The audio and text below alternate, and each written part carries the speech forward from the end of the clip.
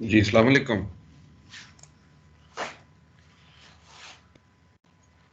वालेकुम सलाम।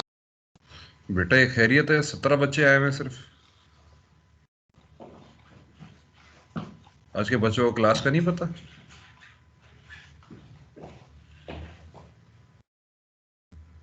सबको पता है सर। चलें जी स्टार्ट करते हैं। अच्छा, लास्ट हमने कहाँ तक कर लिया था? कुछ आइडिया? लास्ट हमने कहाँ तक पढ़ा? प्रीवियस लेक्चर में क्या चल रहा था? किसी को idea?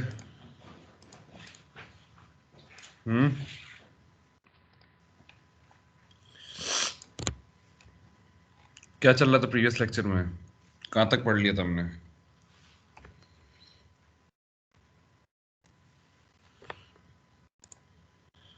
Sir hydro treating catalyst तक पढ़ा। हाइड्रोरेटिंग के कहाँ तक पढ़ लिया था? ये चैप्टर 7 में। चैप्टर 7 में, ठीक है जी। हमने इनिशियल में, एक सेकंड में आपसे ये शेयर कर दूं, एक मिनट।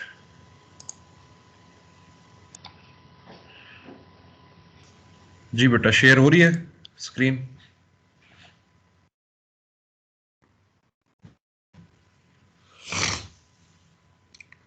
Yes sir. जी सर। अच्छा जी, हमने स्टार्ट में intro, objectives, then its role, फिर हाइड्रो कन्वर्जन टेक्निक्स में क्या क्या चीज़ें थी ये देख लिया था। एक ओवरव्यू जनरलाइज रोल देखा था हमने हाइड्रोट्रीटर का क्या था। फिर उसके रिएक्शंस पे बात की थी हमने, क्या क्या चीज़ें थी, 8 रिएक्शंस थे। ठीक है। कैटलिस्ट का थोड़ा जिक्र हुआ था। कैटलिस्ट का हमने डिस्कशन नहीं की थी। कैटलिस्ट की डिस्कशन कर लेते हैं। कैटलिस्ट हमने पढ़ लिए थे या नहीं पढ़े थे? कैटलिस्ट का सर नहीं पढ़ा था थोड़ा मैंने। बहुत पढ़ा। अच्छा, मैंने जो है ना दोनों किताबें खोल के रखी हुई हैं, ठीक है ना। आपके पास सेम चीज़ें देखें। जो थर्मोडायनामिक्स का जिक्र आ रहा है ना और जो कैटलिस्ट का जिक्र आ रहा है, कैटलिस्ट का वन वे अनदर दोनों की तरफ, दोनों किताब में राइटर ने दोनों तरफ जो है ना, कह लें आपकी, के कॉन्सेप्ट सेम ही बयान करा है। बस थोड़ी वर्डिंग्स का डिफरेंस है। उससे जो है ना थोड़ा घबराइएगा नहीं। जैसे कैटलिस्ट के ऊपर है, ये वाइट पोर कैटलिस्ट का जिक्र आ रहा है, लार्ज पोर कैटलिस्ट का जिक्र आ रहा है, स्मॉल पोर कैटलिस्ट का जिक्र आ रहा है। उससे पहले हम देख लेते हैं कैटलिस्ट की क्या सूरत हाल होती है, किस तरीके से है। ठीक है। हमारे पास नॉर्मली हमने देख लिया था कोबाल्ट, निकल, मोलिब्डेनम का हिसाब किताब यूज किया जा रहा होता है, ठीक है ना। दोनों का रेशो होता है। अब हमारी डिपेंडेंसी ये होती है कि हमारे क्रूड के अंदर डी नाइट्रोजनेशन की रिक्वायरमेंट है, D hydro diesel hydro desulphurisation की है, ठीक है ना। हाइड्रो डीसल्फराइजेशन की अगर हमारे पास कोई वजह मौजूद है कि हमारे पास अगर ज़्यादा कॉन्सेप्ट के लिहाज से देखा जाए, ज़्यादा कॉन्स्टिट्यूएंट्स मौजूद हैं, या अगर हम एरोमेटिक्स की हाइड्रोजनेशन कराना चाह रहे हैं, देखें हाइड्रो ट्रीटिंग के अंदर मकसद ये होता है कि आपकी एरोमेटिक्स भी कन्वर्ट हो जाए, नाइट्रोजन भी रिमूवल की तरफ चला जाए, सल्फर भी रिमूवल की तरफ चला जाए। एरोमेटिक्स कंप्लीटली इख्तिताम पजीर नहीं होते। एरोमेटिक्स की कन्वर्जन लेटस से कि मोर देन 50% हो जाती है, मोर देन 40% हो जाती है, लेकिन एरोमेटिक्स रिमेन रहते हैं। मतलब एरोमेटिक आपके पास रहेंगे, क्योंकि जो नेप्था की जो क्वालिटी है ना, आप जैसे कि कभी किसी ने नेप्था देखा है बेटा? किस तरह का लाइट नेप्था किस कलर का होता है, किसी को आइडिया है? Anyone? Anyone who has idea regarding what light naphtha looks like, what heavy naphtha looks like? किसी को आइडिया हो बेटा? No one. लाइट नेप्था आपके पास ऐसा है कि बेटा when you pour it down, अब आप उसको पोर करेंगे ना, पोर कहाँ पे करेंगे? अब उसको अपने हाथ से उठा के बोतल में रखा हुआ है, अब जमीन पे आप उसको गिरा रहे हैं, वो जमीन पे गिरेगा नहीं, वो ऑलरेडी वेपराइज हो जाएगा। जो एरोमेटिक्स होता है वो क्या है, सेंस ऑफ आपके अंदर, प्रोडक्ट के अंदर थोड़ी सी एक हसासियत ले आता है, टेम्परेचर सेंसिटिविटी ले आता है। अगर एरोमेटिक का कंटेंट ज़्यादा हो, हमारे पास होता क्या है कि हम एरोमेटिक्स को कन्वर्ट करते थे कहाँ पे, जैसे कि आप आइसोमराइजेशन का जिक्र करते हैं या रिफॉर्मिंग का जिक्र करते हैं, आपके पास टोटली स्ट्रक्चर रिफॉर्म हो जाता था। जब स्ट्रक्चर रिफॉर्म होता था तो ऑटोमेटिकली जो एरोमेटिक्स होते थे हम कहाँ पे कन्वर्ट कराते थे उसको? एरोमेटिक्स टूटता था नेप्थीन्स में, साइक्लोएल्केन्स में, और हम साइक्लोएल्केन्स को कन्वर्ट करते थे किस में? आइसोपैराफिन्स में, जिसका रॉन रेटिंग ज़्यादा हो। अच्छा जी, गैरी से पढ़ते हैं, गैरी में बहुत अच्छा लिखा है, catalyst developed for hydrotreating include cobalt molybdenum, वही जो जिक्र देखें, मैं किताब चेंज दोनों किताबें दिखाता रहता हूँ, कोबाल्ट मोलिब्डेनियम एल्यूमिना पे, निकल मोलिब्डेनियम या निकल टंगस्टन, तीनों आपके पास जो ना ओरिएंटेशंस गिवन है, include cobalt molybdenum oxide on alumina, nickel oxide, nickel thiomolybdate, tungsten, nickel sulfides and vanadium oxide. Vanadium आपके पास बहुत ज्यादा यूज किया जाता है प्लेटिनम के साथ. The cobalt and molybdenum oxides on aluminum catalysts are most generally used. They have proven to be highly selective. अब ये बेटा हमारी ओरिएंटेशन है, हमारे पास जो नेप्था हाइड्रोट्रीटिंग इन पाकिस्तान होती है हमारे पास, उसमें मेन फोकस डीनाइट्रोजनेशन और हाइड्रो डीसल्फराइजेशन पे ज्यादा फोकस होता है. एरोमेटिक कंटेंट हमारे पास ओवरऑल ही कम है क्योंकि हमारा क्रूड ज्यादातर किस सेंस पे आ रहा है, ठीक है. अब आपके पास द कोबाल्ट और molybdenum oxides on aluminium catalyst are most general, ठीक है, easy to regenerate, resistant to poison, ठीक है जी. अगर removal of nitrogen is significant concentration, अगर आपके पास सल्फराइज डीसल्फराइजेशन से ज्यादा डीनाइट्रोजनेशन का जिक्र आ रहा है, तो catalyst composed of nickel cobalt molybdenum और निकल मोलिब्डेनियम, यानी कि निकल मोलिब्डेनियम ऑन एल्यूमिना, आपके पास क्या दिखा रहा है, हाइड्रो डीनाइट्रोजनेशन के अंदर आप देखें वेरी गुड आपको दिखा रहा है, वही ओरिएंटेशन का जिक्र है, दोनों जगह सेम ही, इधर वर्डिंग्स में गिवन है, पूरा वर्डिंग्स बयान की हुई है गैरी के अंदर, और फहीम के अंदर आपके पास टोटली कह लें कि पूरा एक टेबल के अंदर सारी चीजें समो दी हैं जी. Nitrogen is usually more difficult to remove than hydrocarbon removes than sulfur from hydrocarbon streams, and any treatment which reduces excess nitrogen concentration to a satisfactory level, which usually affect the removal, will remove excess sulfur.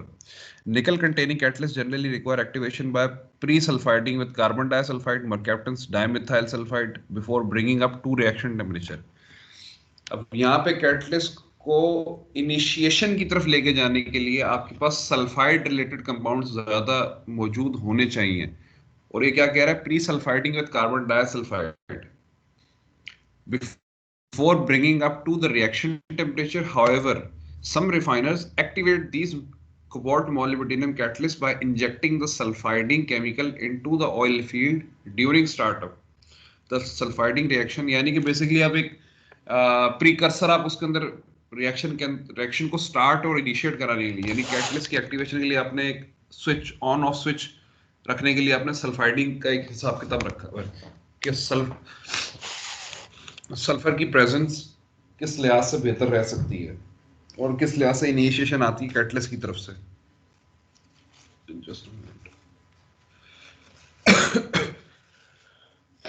दोबारा बता दो sir. देखिए बेटा, catalyst को activate करने के लिए sulphur खुद डालना पड़ता है. सर सल्फर तो निकालना है हमने, सल्फर डाल क्यों रहे हैं? देखो, एक्टिवेशन कैटलिस्ट की करने के लिए सल्फर डिपेंडेंट है. अब वो बात क्या कर रहे हैं, निकल कंटेनिंग कैटलिस्ट है, ठीक है ना, और आप क्या करना चाह रहे हैं, आपने अपने कैटलिस्ट को एक्टिवेट करना है, उसको स्टार्टअप की तरफ लेके जाना है, ठीक है ना, कि वो रिएक्शन के अंदर अपना काम रोल अदा करना शुरू कर दे. जाहिर सी बात है कैटलिस्ट ने रिएक्शन के अंदर हिस्सा नहीं लेना, लेकिन कैटलिस्ट क्या करेगा, आपके रिएक्शन को वर्कआउट करवाएगा, और उसके बाद जो डीमेटलाइजेशन होगी ना, आपकी जो डीमेटलाइजेशन होगी, वो मेटल आपके पास सारे इरेडिकेट होके कैटलिस्ट के सरफेस पे जाके जमा हो जाते हैं. तभी हम क्या करते हैं, उसको बर्न आउट कराते थे एयर की मौजूदगी में, और नीचे फिर कैटलिस्ट इससे क्रूड पे इफेक्ट नहीं पड़ेगा जब हम सल्फर दोबारा उसके लिए नहीं नहीं, बिल्कुल भी इफेक्ट नहीं पड़ता बेटा, कभी भी इफेक्ट नहीं पड़ेगा. एक चीज डिसॉल्व्ड है, एक चीज तुम अलग से एंटर कर रहे हो, अलग से. देखो, क्रूड ऑयल तुम्हारे पास है क्या, तुम पानी भी अलग से डालते थे, वो तेल के अंदर मिक्स नहीं होता था, लेकिन जहां तुम डिसॉल्टर का जिक्र करोगे तुम पानी और तेल को मिक्स करते थे. अब वो दोनों ऐसे लिक्विड्स हैं जो कि बाउंड टू मिक्स टुगेदर वाला चक्कर है ही नहीं उनके अंदर, ठीक है ना, उनके अंदर एफिनिटी नहीं है. अब यहाँ पे क्या हो रहा है, मैं ऐसी चीज ऐड कर रहा हूँ जिसका ताल्लुक ही नहीं है, इस चीज को मैंने निकालना है, लेकिन इनिशिएशन के लिए मुझे ये चीज देखनी पड़ेगी, ठीक है. उसके अलावा आपको एक और चीज दिखा दूंगा, अभी एक मैनुअल है यूपी का, उसके, क्योंकि हम हाइड्रोट्रीटिंग पढ़ रहे हैं, हाइड्रोट्रीटिंग के अंदर कुछ टर्मिनोलॉजी इस्तेमाल होती है, वो मैंने टर्मिनोलॉजीज आपको नहीं पढ़ाई, स्ट्रेट अवे आपको बस बता दी कि बेटा ये इंट्रोडक्शन है, ये ऑब्जेक्टिव है, ये रोल है, ये फलां है, ये रिएक्शंस है, ठीक है ना, और ये पीएफटी है। हमने अभी वो भी पढ़ना है, मैं आपको मैनुअल से कुछ चीज़ें पढ़ाऊंगा अभी। अच्छा, इस तरीके से देख लीजिएगा, the ability to adjust pore size to concentrate pores around a particular diameter has a great impact on hydrotreating activity both at start of run as the catalyst ages. Reaction takes place in hydrotreating of gas oils. Temperature given है. Generally require a minimum pore size to overcome most diffusion restrictions. Pores that are larger than necessary lend little to improving diffusional characteristic as the pore diameters of the catalyst. जो पोर का diameter होता है, पोर यानी कि आपके पास जो porosity है कैटलिस्ट के अंदर, जो वॉइड फ्रैक्शन है, ठीक है ना, वो क्या कह रहा है कि उसके pore diameter of the catalyst increases the surface area, और नहीं नहीं नहीं, as the pore diameter of catalyst increases the surface area decreases, ठीक है। Activity generally decreases with the surface area, loss in, अब जितना ज्यादा एरिया बढ़ाते रहोगे, बेसिकली क्या कर रहे हो आपने, आपके पास जर्रात होंगे या कंकरियां होंगी, आपने रेवड़ नहीं रख रहे कैटलिस्ट के पे कर रहे हो, यही कहना चाह रहा है। जो ये लाइन आपके पास लिखी आ रही है ना, pore as the pore diameters of the catalyst increases the surface area decreases, जाहिर सी बात है, सरफेस एरिया डिक्रीज हो जाएगा, मुझे कम से कम सरफेस एरिया में ज्यादा से ज्यादा कैटलिस्ट को इंटरेक्शन की तरफ लेके जाना है। अच्छा, second paragraph, at hydrotreating severity to reduce the sulphur in light cycle oil, ठीक है ना, नाम दे दिया, to 0.05% the performance of high activity nickel, molybdenum, cobalt, molybdenum catalyst appears to be equivalent. Catalyst consumption varies from 0.001 to 0.007 pound per barrel feed depending upon the severity of the operation and gravity and metal content of the feed. Catalyst का idea दे दिया, catalyst किस लिहाज से चल रहा है। हम thermodynamics, ये चार्ट को देख लें आप, sulphur feed versus sulphur product ratio, vanadium feed, vanadium product. The moment आप ग्राफ के अंदर देख रहे हैं कि आप स्मॉल पोर कैटलिस्ट की तरफ जाते हैं, जैसे जैसे वेनेडियम फीड में मौजूद था, वैसे वैसे आपके पास क्या हो रहा है, प्रोडक्ट में भी बढ़ता जा रहा है, सल्फर प्रोडक्ट भी आपके पास बढ़ता जा रहा है। लार्ज पोर के अंदर आपके पास थोड़ी बहुत कह लेके जो ना हिसाब किताब बेहतर है, वाइट पोर के अंदर आपके पास सल्फर रिमूवल कंप्लीटली हो रहा है, लेकिन वेनेडियम आपके पास कंप्लीटली जाता जा रहा है। अब ये बता क्या रहा है, general relationship between vanadium and sulphur for removal of different cobalt molybdenum catalyst. Hydrotreating catalyst देख लिया हमने, थर्मोडायनामिक्स देख लेते हैं बेटा। जी बेटा, सवाल है कोई?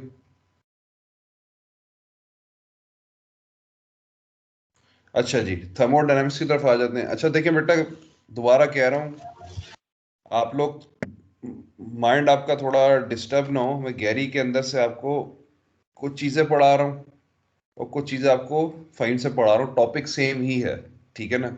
नोट्स बनाओगे तो बेटा दोनों को मिल के बनाना, जिसमें ज़्यादा डिटेल लिखी है वो नोट्स में लिखना अपने आप। अच्छा, हाइड्रोट्रीटिंग के रिएक्शन का जिक्र आ जाता है तो हमारे पास कुछ रिएक्शंस का जिक्र है। हाइड्रोट्रीटिंग के रिएक्शन जो होते हैं वो हाईली एक्सोथर्मिक और रिवर्सिबल होते हैं, ये तो हमें पता है, ठीक है। अब हमारे पास एक टेबल है जहाँ पे typical list of reaction values को गिवन है जो कि हाइड्रोट्रीटिंग के अंदर चलती हैं, ठीक है ना। हमारे पास जो लॉगरिथमिक इक्विलिब्रियम कांस्टेंट है देकर हमारे पास जितने रिएक्शन हाइड्रो डीसल्फराइजेशन के मौजूद हैं वो पॉजिटिव आ रहा है, indicating that the reactions can virtually proceed to completion if hydrogen is present in stoichiometric quantity with respect to your feed. अगर आपके पास उसी लिहाज से डीसल्फराइजेशन की तरफ आपका फोकस है कि मैंने इसमें ज्यादा इरेडिकेशन करनी है, तो आपके पास जो stoichiometric in requirement of hydrogen है for the reaction for the sulphur to precipitate, वो आपके पास कंप्लीटली पूरी होनी चाहिए। हाइड्रोजन की हमारे पास प्रोडक्शन कहाँ से आ रही होती है, वो रिफॉर्मर से आ रही होती है, ठीक है, इंडिकेटिंग, ठीक है, the reactions given below as reactions A B C are example of such behaviour, ठीक है ना। Although the equilibrium conversions decrease with the temperature rise, यानी टेम्परेचर ज्यादा इंक्रीजिंग की तरफ भी लेके नहीं जा सकते, क्योंकि हमारी प्रोसेस क्या है, हाईली एक्सोथर्मिक है। टेम्परेचर देके हमने रिएक्शंस को इनिशिएट भी कराना है, और जब रिएक्शन टेक प्लेस करेंगे तो उन्होंने हीट इवॉल्व अलग करनी है, ठीक है ना। अपने सब चीजों को हैंडल आउट करना होता है। सबसे ज्यादा हीट इवॉल्व जो आपके पास हो रही है वो डीसल्फराइजेशन ऑफ थायोफीन्स में हो रही है, क्योंकि the complex the structure the more difficult it is to break it down into single constituent, ठीक है ना। आप ब्रेकेज की तरफ जा रहे हैं, थायोफीन टूटेगा, फिर एरोमेटिक रिंग बनेगी, एरोमेटिक रिंग टूटेगी, फिर साइक्लो एल्केन बनेगा, साइक्लो एल्केन टूटेगा तो फिर क्या बनेगा, या तो आइसो बन जाएगा या और साइक्लो स्मॉलर चेन बन जाएगी आपके पास।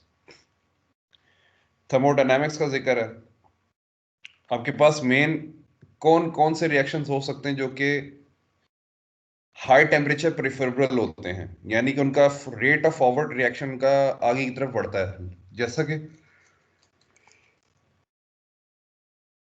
thiopene plus hydrogen will give you what? Butane plus H2S.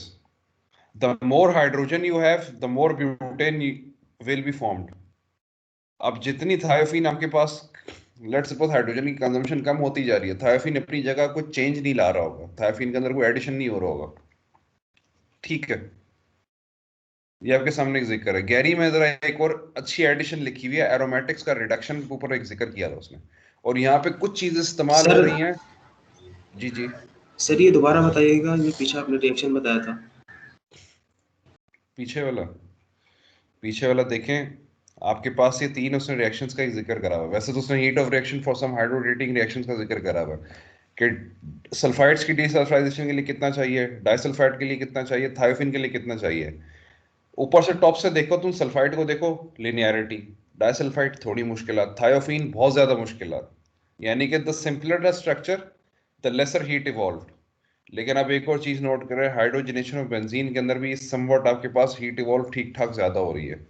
अब ये क्या शो कर रहा है, ये शो कर रहा है कि हीट अगर जहाँ पे ज्यादा इनपुट की तरफ जा रही है रिएक्शन के इनिशिएशन के लिए, तो आपने ये डिसाइड करना है कि कैटलिस्ट आप जो इस्तेमाल कर रहे हैं वो ज्यादा से ज्यादा प्रेफरेंस किसको देगा, मेटल रिमूवल को देगा, नाइट्रोजन रिमूवल को देगा, सल्फर रिमूवल को देगा, क्योंकि आपके पास सेलेक्टिविटी का जिक्र है। और जो तीन आपके पास रिएक्शन नीचे गिवन है, लेट्स सपोज, वो क्या कहते हैं कि although equilibrium conversion decrease with the temperature rise, commercial hydrotreating is run at rather high temperatures to promote kinetic of these reactions। उसको हम ज्यादा टेम्परेचर पे इसलिए चलाते हैं फील्ड के अंदर, हमने जितना देखा गया है, जैसा कि राइटर कह रहा है कि आपके पास अगर मिथाइल सल्फाइड का जिक्र है, मिथाइल सल्फर का जिक्र है, उसको आपने कन्वर्ट करना है मीथेन में, आपने H2S बनाना है किसी भी हाल में, ठीक है ना। और सल्फर को ब्रेकेज ही आप क्या कर सकते हैं, हाइड्रोजन के साथ दे सकते हैं, ठीक है, क्योंकि हमारे पास वेपराइज फॉर्म चाहिए H2S की। फिर डाइबेंजोथायोफीन का जिक्र है जो डाइफिनाइल में कन्वर्ट होता है। देखिए पहले सल्फर इरेडिकेट हुआ, फिर रिंग अलग हुए, रिंग अलग होंगे, फिर अल्टरनेट बॉन्ड्स टूटेंगे, फिर अल्टरनेट बॉन्ड्स टूटेंगे, फिर एल्केन बन जाएगा सिंपल। यानी कि कॉम्प्लेक्सिटी है, स्टेप बाय स्टेप आपके पास रिएक्शन टूट बहुत ज्यादा रहा है, तो हीट इवॉल्व ऑटोमेटिकली बहुत ज्यादा है। अच्छा जी, इसको देख लीजिएगा फाइम के अंदर, लेकिन एरोमेटिक कन्वर्जन पे जरा बात करते हैं। अच्छा जी, हमने कैटलिस्ट का हमें आइडिया क्लियर हो गया बेटा। पीएफडी हमने अभी तक खोल के देखी नहीं है, ठीक है ना, पीएफडी अभी आई नहीं है, तो थोड़ा टेंशन नहीं लीजिएगा। अभी हाइड्रोटेटिंग हमने कंप्लीटली नहीं देखी, नेप्था की हाइड्रोटेटिंग, अभी हम सिंपल हाइड्रोटेटिंग का जिक्र कर रहे हैं, सिंपल बिल्कुल hydrotreating. Hydrogen partial pressure is the most important parameter. सारे बच्चे साथ हैं, सब बच्चे साथ चल रहे हैं? जी सर। ठीक है, गुड है। Hydrogen partial pressure is the most important parameter controlling aromatic saturation, क्योंकि एरोमेटिक अपना सैचुरेट करना है, एरोमेटिक ज्यादा बढ़ाने भी नहीं है, ठीक है ना। बेंजीन के रिंग है, उनको तोड़ के साइक्लोएल्केन में कन्वर्ट करना है, कोशिश ये करनी है कि साइक्लोएल्केन एल्केन में कन्वर्ट हो। ऐसा नहीं है कि रिंग्स आपके बढ़ते ही जा रहे हैं, depending on the type of feed stock the required hydrogen partial pressure to reduce aromatic content to 10 volume percent may vary as much as 40%। यानी आपके पास 40% चांस है, क्योंकि आपकी फीड स्टॉक की डिपेंडेंसी रिक्वायर्ड है कि उसके हिसाब से हमने हाइड्रोजन के पार्शियल प्रेशर को एडजस्ट करना है। अब मेरे पास एरोमेटिक कंटेंट नेप्था में ज्यादा है, मेरा नेप्थेनिक क्रूड है, तो उसके अंदर एरोमेटिक कंटेंट ज्यादा हो सकता है, ठीक है। Several investigators has shown that LHSV, ये क्या होती है, LHSV यहाँ पे रोक दिया मैंने बेटा। एनीवन LHSV का कोई बताना पसंद करेगा क्या चीज है बेटा? बेटा कोई बच्चा बच्ची मुखातिब हो जाए, किसी को आइडिया हो कि क्या जिक्र किया जा रहा है? नहीं sir. Liquid hour space velocity, liquid hour फ्लेस वेलोसिटी। ये मैंने आपके सामने एक मैनुअल खोला हुआ है। Sir space velocity. Liquid hour space velocity, liquid hour space velocity. ये देख लें बेटा, एक मैनुअल मेरे पास रखा हुआ है, ठीक है? ये कौन सा मैनुअल है?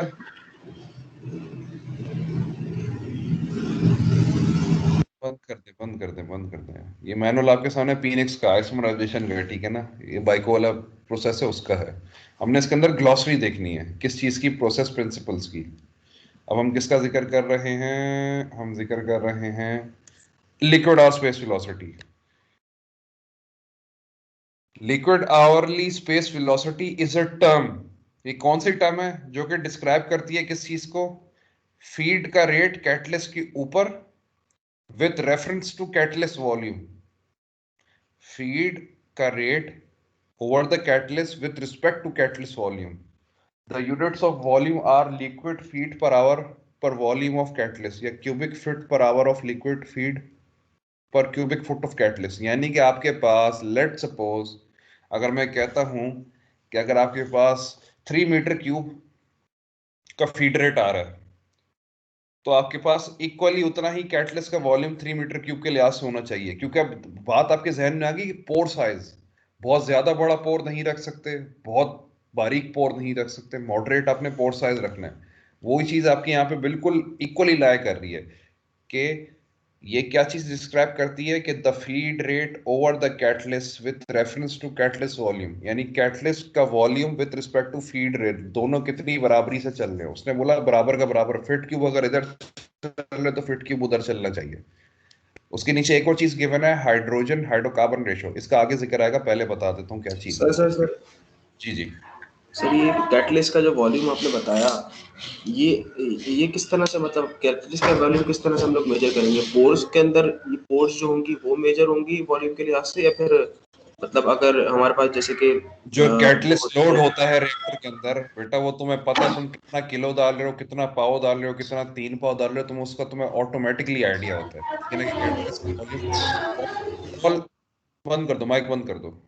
ओवरऑल तुम्हें बेड्स पे कितना वॉल्यूम चाहिए। मेन चीज तो ये आती है कि सर हमारे पास लेयर कितनी थिक होनी चाहिए। मेन चीज तो ये डिसाइड होगा कि वॉल्यूम, सर वॉल्यूम से लिहाज तो यही होगा ना? नहीं, वॉल्यूम से लिहाज आपका सिंपल इज दैट ये है कि अगर आपके पास वॉल्यूमेट्रिक फ्लो रेट आ रहा है ऑयल का, फीड का जिक्र आ रहा है, ठीक है ना? अब मैं कहता हूँ कि अगर 20 मीटर के ऊपर आ रहा है तो मेरे पास कैटलिस्ट भी 20 इक्वल प्रोपोर्शनेट के हिसाब से, प्रोपोर्शनैलिटी के हिसाब से 20 के मीटर क्यूब के करीब होना चाहिए। मतलब सर जो सरफेस पर होगा वो, ये जो एक्टिव साइड पर होगा वो। देखो आपके पास बेड है ना, एक सीधा पतीला है, पतीले के अंदर तुमने मंजिलें बना दी, 3 मंजिलें यानी बेड्स हो गए। पहला बेड हो गया, दूसरा बेड हो गया, तीसरा बेड हो गया। हर एक बेड पे तुम्हारे पास एक LHSV का रेट होगा, ठीक है ना? LHSV का रेट विद रिस्पेक्ट टू तुम्हारे पास कैटलिस्ट की कैपेसिटी के लिहाज से। मैं अगर तुम्हारे को कहता हूँ अगर तुम्हारे पास 20 मीटर क्यूब का फ्लो रेट आ रहा है, let suppose from top till bottom, अगर फ्लो रेट तुम्हारा फ्लो कर रहा है तो टॉप पे आएगा, टॉप पे 20 मीटर क्यूब आएगा, तो उसके पास इक्वल कैटलिस्ट आगे पीछे मौजूद होना चाहिए जहां पे उसकी LHSV अटेन हो सके। क्योंकि कैटलिस्ट जितना ज्यादा से ज्यादा फीड के साथ चिपक के चलेगा बेटा, उतनी कन्वर्जन ज्यादा होगी ना। मेरा मकसद क्या है? मेरा मकसद तो ये है ना, कैटलिस्ट की मौजूदगी में ऐसी चीजों को तोड़ के अलग करना जो कि नॉर्मल टेम्परेचर प्रेशर पे नहीं हो रही। तो कैटलिस्ट को भी मैंने फिर ज्यादा से ज्यादा क्या करना है, करीब से करीब गुजारना है किसके? फीड रेट के, ताकि मैं जो कन्वर्जन कराना चाह रहा हूँ जो डिपेंडेंट ही कैटलिस्ट के ऊपर है वो कंप्लीटली हो जाए। ठीक है, दोबारा बता देता हूँ कि जितना सही है कैटलिस्ट, सर। ठीक है ना, जितना फीड मतलब रेट है उतना कैटलिस्ट का वॉल्यूम होना चाहिए। सही है, सही है।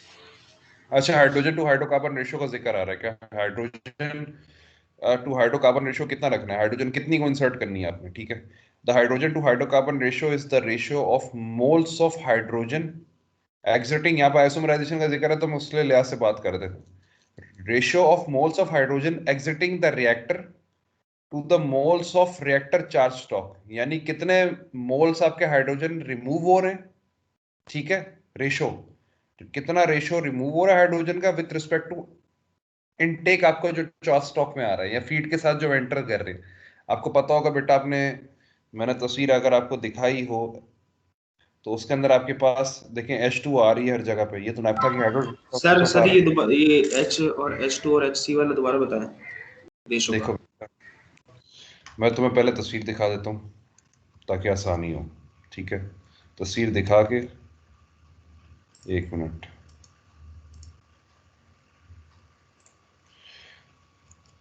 जी बेटा, पिक्चर नजर आ रही है आपको, कैटालिटिक हाइड्रोडीसल्फराइजर, फीड के साथ साथ क्या ऐड हो रहा है, हाइड्रोजन मेकअप हो रही है, ऐसा ही है, जी सर। ऐसा ही हो रहा है। फिर एक हाइड्रोजन सेपरेटर भी लगाया हुआ है रिएक्टर के बाद, ये भी ओरिएंटेशन समझ लो, ठीक है ना, ओरिएंटेशन समझ ली। अब डेफिनेशन पे आ जाओ। The hydrogen to hydrocarbon ratio is the ratio of moles of hydrogen जो रिएक्टर को लीव कर रहे हैं, moles of hydrogen, ratio of moles of hydrogen leaving the reactor to the ratio of moles of hydrogen entering the reactor, यानी reactor के leave और entrance पे बात की जा रही है। अच्छा, और आगे क्या है, ये रेशो रिएक्टर आउटलेट पे नॉर्मली आइसोमराइजेशन के हिसाब किताब में देखा जाए तो 0.5 टू 0.10 रखा जाता है, 0.05 to 0.10। In addition H2HC ratio indicator is supplied the makeup gas flow rated. अब ये क्यों होती है, अब इधर कैटलिस्ट प्रमोटर का भी जिक्र आ रहा है। हमने क्या जिक्र करा था कि कैटलिस्ट को क्या करना पड़ता है, सल्फाइड करो, कैटलिस्ट को सल्फर के साथ हिसाब किताब लेके चलो और डाइसल्फाइड्स के साथ उसको मिलाओ। हमने क्या करना है, प्रमोट करना है, कैटलिस्ट प्रमोटर एक ऐड करना है। इधर पर क्लोरोइथाइलिन यूज किया जा रहा है, वहां पे क्या यूज किया जा रहा था, जैसा कि जिक्र किया था, क्या जिक्र किया जाता बेटा, क्या यूज हो रहा था, अभी बेटा अभी डिस्कस करा है हमने, अभी कुछ थोड़ी देर पहले डिस्कस करा है। एनीवन? सर क्या पूछा आपने, दोबारा पूछे सर।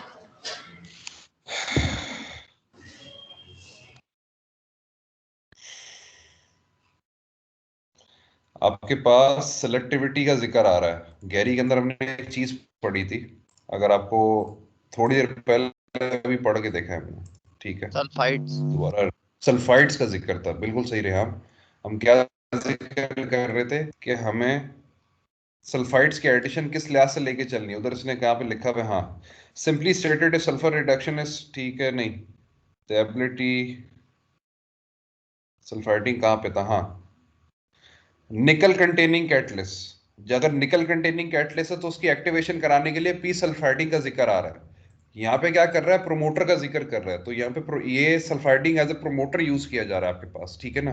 मैं आपके सामने कॉन्सेप्ट ये क्रिएट कराना चाह रहा था कि हाइड्रोजन टू हाइड्रोकार्बन रेशियो क्या चीज है, ठीक है ना, LHSV का क्या रिक्वायरमेंट है, जिसका हम बार बार विभाग के द्वारा जिक्र किए जा रहे हैं कि LHSV इतनी होनी चाहिए, ठीक है, और उसके अलावा प्रोमोटर्स का जिक्र आ रहा है, ठीक है, टेम्पररी पॉइजन, परमानेंट पॉइजन, इसका तुम जिक्र कर लेंगे, ठीक है। आगे क्या कहता है,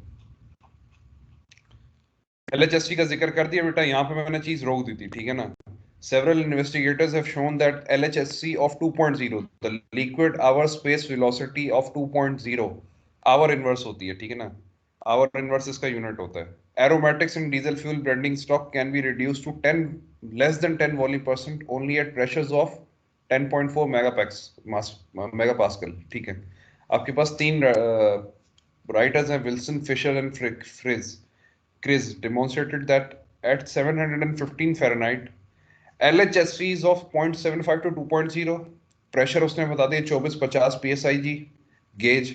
Even the most difficult hydro aromatizations can be achieved to levels of less than 10 volumetric percent aromatics with nickel tungsten on gamma alumina catalyst, ठीक है। अब सेलेक्टिविटी का जिक्र आ गया, उसने बोला अगर आपको इंतहाई कोई जलालत वाली एरोमेटाइजेशन करनी है, हाइड्रो एरोमेटाइजेशन, अपने एरोमेटिक्स को रिमूवल की तरफ लेके जाना है, अगर रिमूव नहीं हो सकते तो अपने कम से कम उसको रेशो लेकर आना है, तो मतलब जलालत से जलालत भरपूर वाली अगर कोई चीज मौजूद है, क्योंकि इसके अंदर आपके पास वर्कलोड बहुत बढ़ जाता है, एरोमेटिक स्ट्रक्चर ही बड़ा डिफरेंट है बेटा, उस स्ट्रक्चर को पहले आपने स्ट्रक्चर को क्या करना है, पेनिट्रेट करना है। पहले स्ट्रक्चर पेनिट्रेट होगा, फिर अपने अल्टरनेटिव डबल बॉन्ड्स को रिमूव करना है। अल्टरनेटिव डबल बॉन्ड्स रिमूव होंगे तो उसके बाद उसके अंदर जितनी मुगल्लजात होंगी वो फिर आपके पास अलग अलग चिपकेंगी, फिर आपने उनको भी रेडिकेट करना है। तो कम्प्लेक्सिटी आपके पास एरोमेटिक्स रिमूवल पे ज्यादा आ जाती है as compare to nickel and sulphur removal. फिर आ जाता है हाइड्रोजनेशन का जिक्र, क्योंकि एट द एंड आपने हाइड्रोजनेशन भी करनी है, बेंजीन की तो हाइड्रोजनेशन होगी ना, क्योंकि हाइड्रो ट्रीटिंग का जिक्र है तो आप treatment with respect to hydrogen पे कर रहे हैं। Hydrogenation is an exothermic reaction. Equilibrium yields are favored by low temperatures. Reaction rate increase with temperature. जितना टेम्परेचर बढ़ाओगे रेट उतना बढ़ेगा, लेकिन एक सर्टेन इंस्टेंस पे जाके रेट डिक्रीज हो जाता है, आपको ये आइडिया होगा, सीआरई आपने पढ़ी भी है। And hydrogenation of aromatic rings compounds is a compromise between using low reactor temperatures to achieve maximum reduction of aromatic content and a high temperature to give a high reaction rates and a minimum amount of catalyst charge per barrel of feed. अगर catalyst की dependency रखनी है सिर्फ promotion तक तो temperature exceedingly high कर दो। जाहिर सी बात है आपके पास being a refiner, being an engineer, आपके पास ये provision नहीं होती कि आप temperature को exceedingly high चलाओ, क्योंकि टेम्परेचर अगर वो एक्सीडिंगली हाई लेके चले जाते तो आपके पास कूलिंग रिक्वायरमेंट भी उस लिहाज से मौजूद होनी चाहिए। हमारे पास क्या फोकस दे रहा है वो, राइटर ने दोनों तरीके कार में, हमारा सवाबदीद क्या होगी, हम कैटलिस्ट पर डिपेंडेंसी ज्यादा बढ़ाते हैं। ये कह रहा है अगर कैटलिस्ट की डिपेंडेंसी नहीं बढ़ानी तो तुम टेम्परेचर से भी खेल सकते हो अगर कंट्रोलेबल हो सके, ठीक है ना। Maximum aromatic reduction is achieve between 700 to 750 Fahrenheit, ठीक है, because of the interrelation between thermodynamic equilibrium and reaction rates, ठीक है, रिलेशनशिप का जिक्र है। High pressure single stage hydrotreating of only front end LCO reduce hydrogen consumption extended catalyst life, ठीक है। उसके आगे आपके पास कुछ ग्राफ्स का जिक्र आ रहा है। ये ग्राफ आपको दिखाएंगे कि एरोमेटिक्स की कितनी हाइड्रोजनेशन हो रही है एट पर्टिकुलर LHSV। LHSV बेटा कभी कोई पूछे ना कि 40 रखी है 50 रखी है तो कभी कहना नहीं किसी को, ठीक है ना, इतनी रखी नहीं जाती। ये नॉर्मल केसेस में मैक्सिमम 2.5 होती है LHSV जो रखी जाती है, क्योंकि आपने करना क्या है, आपने क्या स्पीड ऑफ साउंड के था फीड स्टॉक को गुजारना कैटलिस्ट से, नहीं, आपने एक रिटेंशन टाइम भी तो देना है ना बेटा। रिटेंशन टाइम देना है जिसमें आपके पास टोटली कैटलिस्ट का बेड कंप्लीटली इमर्स हो जाए उस ऑयल फीड के ऊपर, ठीक है। पहले ग्राफ में आपके पास जिक्र है अगर 5 मेगापास्कल का आपके पास प्रेशर है, ठीक है ना, और टेम्परेचर आपके पास कितना है। देखिए फेवरेबिलिटी कहाँ पे नजर आ रही है, एरोमेटिक्स की कन्वर्जन अगर सपोज अगर 0.5 का मैं चैप्टर उठाता हूँ तो एरोमेटिक्स की 40 more than 40% conversion 340 centigrade to 360 centigrade के दरमियान आ रही है, ठीक है। अगर मैं प्रेशर इंक्रीज करता हूँ, अगर मैं प्रेशर इंक्रीज करता हूँ 725 psi से बढ़ा के मैं ले जाता हूँ 1450 psi, तो टेम्परेचर मेरे पास क्या होगा, डिक्रीजिंग हो जाएगा और एरोमेटिक्स की सैचुरेशन या हाइड्रोजनेशन ज्यादा हो जाएगी, कन्वर्जन ज्यादा हो जाएगी। तो LHSV आपकी प्रेशर डिपेंडेंट बहुत ज्यादा है, ये ग्राफ मुझे ये शक्ल समझा रहा है, ठीक है। उसके आगे रिएक्शंस हम पढ़ चुके हैं, ठीक है। अब बेटा कुछ चीजों का जिक्र है जो कि आपके पास फहीम में नहीं लिखी हुई, दोबारा बता देता हूँ।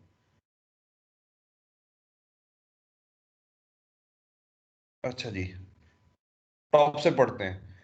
The ease of desulphurisation is dependent upon the type of compound. Sulphide होगा, सल्फर बहुत आसानी से निकलेगा हाइड्रोटेटिंग में। डाइसल्फाइड होंगे थोड़ा ज्यादा टाइम लगेगा, हीट ज्यादा इवॉल्व होगी।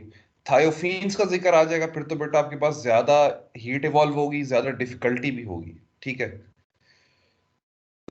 More easily than higher boiling ones. The difficulty of sulfur removal increases in order of paraffins, naphthenes and aromatics. ठीक है, ये पोना कंटेंट का जिक्र आ गया, ठीक है। Nitrogen removal requires more severe operating conditions. Sulphur की तो सेपरेशन का अगर जिक्र किया जाए तो वो तो डिपेंडेंट है कंपाउंड पे। इसके तीन तरीकेकार हैं, इसके तीन मुख्तलिफ कंपाउंड हैं, सल्फाइड, डाइसल्फाइड, थायोफीन्स। नाइट्रोजन की तरफ आ जाएंगे, नाइट्रोजन तो मेरे पास है ही एक गंदी शक्ल में मौजूद है, पायरिडीन्स, पायरोल्स, ठीक है। अब वो क्या कह रहा है कि इसको रिमूवल पे आपके लिए सिवियर ऑपरेटिंग कंडीशंस चाहिए, ठीक है। मिडिल डिस्टिलेट की फ्रैक्शन का जिक्र आ जाए, कैरो की हाइड्रोट्रीटिंग करनी है, डीजल की हाइड्रोट्रीटिंग करनी है, हम नहीं करते, पाकिस्तान में नहीं होती, बाहर की जाती है। बाहर क्रूड थोड़ा सा आपके पास मीडियम क्रूड होता है, लाइटर क्रूड नहीं होता, ठीक है। हमारे पास लाइटर क्रूड इंपोर्ट होता है, तो हमारे पास डीसल्फराइजेशन ही ज्यादा फोकस पे चल रही होती है, ठीक है। आपके पास रिडक्शन अचीव कराने के लिए वही देखें, ओरिएंटेशन बता दी कि निकल मोलिब्डेनियम यूज कर लो या निकल टंगस्टन यूज कर लो। अब देखें मेन फैक्टर आ गया, हाइड्रोजन कंजम्पशन कितनी रिक्वायर्ड है, ये अक्सर सवाल पूछा जाता है, ठीक है ना। Hydrogen consumption is about 70 SCF पर BBL। SCF स्टैंड फॉर क्या है बेटा, कोई बताना पसंद करेंगे? SCF, सारे बच्चे साथ हैं बेटा, कोई आवाज आ रही है सब बच्चों को?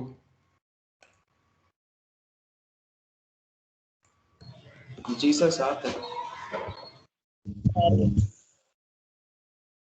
बेटा कोई सवाल पूछा है, इन 38 गधों से मैंने सवाल पूछा, इसमें लड़कियां भी इंक्लूडेड हैं, कोई बेटा बात करना पसंद करेगा जब सवाल आपसे पूछा जाए? सर क्यूबिक सर साथ है स्टैंडर्ड सर, आवाज नहीं आ रही है। Standard cubic foot, simple is that बेटा। एक सवाल पूछ रहा हूँ, सवाल का जवाब दें। कोई बिल्कुल एक बच्चे के बार बार एक बच्चे से नहीं आनी चाहिए आवाज बेटा। 38 स्टूडेंट्स बैठे हुए, कुछ पता भी चले ना कि आपकी आपकी इंटरेक्शन हो भी रही है कि नहीं हो रही। या मैं बिल्कुल बेटा दीवार को पढ़ा रहा हूँ ऐसे लग रहा है मुझे।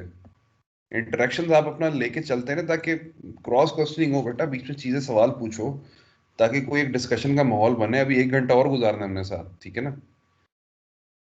Hydrogen consumption is about 70 standard cubic foot per day, ठीक है ना। जैसे हमारे पास गैस प्लांट्स का अगर आप जिक्र देखते हैं, उसका फीड रेट हमेशा मेंशन्ड होता है, MMCFD होता है, MMSCFD होता है, million metric standard cubic foot per day, ठीक है। हाइड्रोजन की कंजम्पशन 70 रिक्वायर्ड है पर बैरल के हिसाब से, per percent of sulphur. About 320 standard cubic foot per barrel of sir oil. Sir sir जी जी। सर, ये स्टैंडर्ड क्यूबिक फीट तो बता दी, बैरल है, BBL। Standard cubic foot per barrel है, पर बैरल।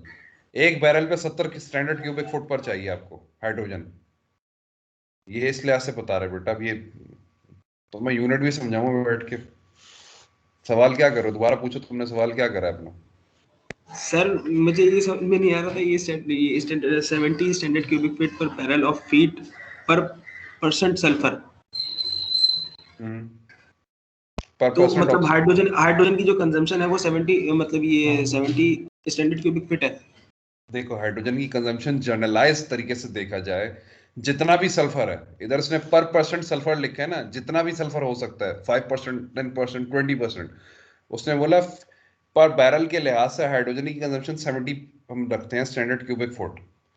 और अगर हम नाइट्रोजन के लिहाज से देखा जाए, तो हमारे पास कितनी हाइड्रोजन की कंजम्पशन होती है? 320 स्टैंडर्ड क्यूबिक फुट। यानी देख लो डी नाइट्रोजनेशन के अंदर आपके पास हाइड्रोजन की रिक्वायरमेंट बहुत ज्यादा है, क्योंकि जितनी कम्प्लेक्सिटी बढ़ती जा रही है स्ट्रक्चर में, उतनी कम्प्लेक्सिटी उतनी आपकी कंजम्पशन हाइड्रोजन की बढ़ती जाएगी। और आगे क्या बयान कर रहे हैं कि 180 standard cubic foot per barrel पर परसेंट ऑक्सीजन रिमूव्ड। यानी ऑक्सीजन के लिहाज से अगर आपको हाइड्रोजन का इंटेक लेके चलना है, सर क्या ये तीनों न्यूमेरिकल क्वांटिटी सेम रहती है हाइड्रोटेटिंग फॉर एवरीवेयर? नहीं, हर जगह के लिए नहीं है। हमेशा बात आती है बेटा फीड स्टॉक किस तरह का है। हमारे पास अरेबियन लाइट से फीड स्टॉक बन रहा होता है, तो हमारे पास लाइटर फीड स्टॉक होता है, ठीक है ना। दूसरे मुल्कों में हैवियर क्रूड इस्तेमाल कर रहे होते हैं, तो हैवियर फीड स्टॉक होता है, तो जाहिर सी बात है कंजम्पशन बढ़ जाती है हाइड्रोजन की, ठीक है ना। कन्वर्जन आपने क्या करानी है, हाइड्रोजन की मौजूदगी में बेटा कन्वर्जन हो रही है ना। पायरोल्स और पायरिडीन नाइट्रोजनाइजेशन के तहत अगर कन्वर्ट होंगे तो हाइड्रोजन से कन्वर्ट करना है। ऑक्सीजन के अंदर आपके पास पेरोक्साइड्स हैं, फिनोल्स हैं, उसको भी आपने कन्वर्ट करना है हाइड्रोजन की शक्ल में।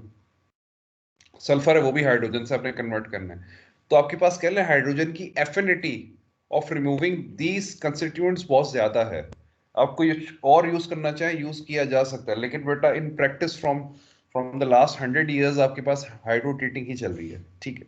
आगे क्या कहता है, hydrogen consumption for olefin and aromatic reduction can be estimated from the stoichiometric requirements. देखिए वही बात उसने पहले फही में भी कही थी, स्टोइचोमेट्रिक रिक्वायरमेंट होती है हाइड्रोजन।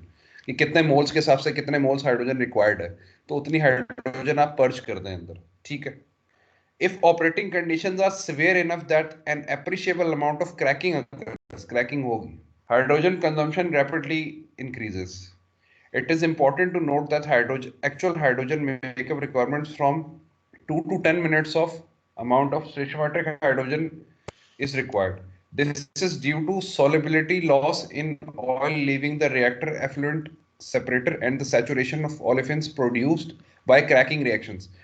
क्योंकि यहाँ पे टेम्परेचर एक्सीड करेगा, क्रैकिंग होगी तो ओलेफिन बनेगा। ओलेफिन वैसे शक्ल इख्तियार नहीं रखता अपनी, ठीक है ना, किसी भी लिहाज से। एक सेकंड बेटा, जस्ट अ मोमेंट जरा।